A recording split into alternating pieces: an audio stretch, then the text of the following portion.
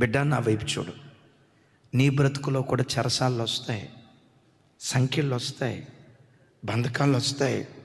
Second సెషన్లో చెప్పాను, క్రీస్తు యేసునందు సద్భక్తితో బ్రతుకును ఉద్దేశించువారు శ్రమల పాలవుతారు.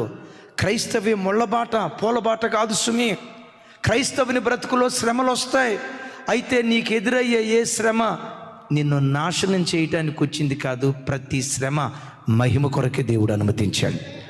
వ్యాధి అయినా మహిమ కొరకే, పేదరికమైన మహిమ కొరకే, అనారోగ్యమైన మహిమ కొరకే, ఆర్థిక ఇబ్బంది అయినా మహిమ కొరకే, ఉన్నవైనా రాబోవునవైన ప్రతి శ్రమ మహిమ కొరకే దేవుడు అనుమతించాడు, కానీ నాశనం కొరకు దేవుడు అనుమతించడు. అయితే ఇలాంటి శ్రమల మధ్యలో నీవేం చేయాలో తెలుసా? దేవుని వాగ్దానాన్ని తలదిండుగా పెట్టుకొని, నా ప్రభు ఎలా వాగ్దానం చేశాడు. పేదరికమా? వాక్యం అంటుంది, మనల్ని ఐశ్వర్యవంతులుగా చేయటానికే దేవుడు దరిద్రుడిగా మారాడు. ఆ సిలువలో నుంచి కృప బయలుదేరి దరిద్రుని లేవనెత్తి ఏ రోజుకైనా తలమానికగా నిలవబెడతాది.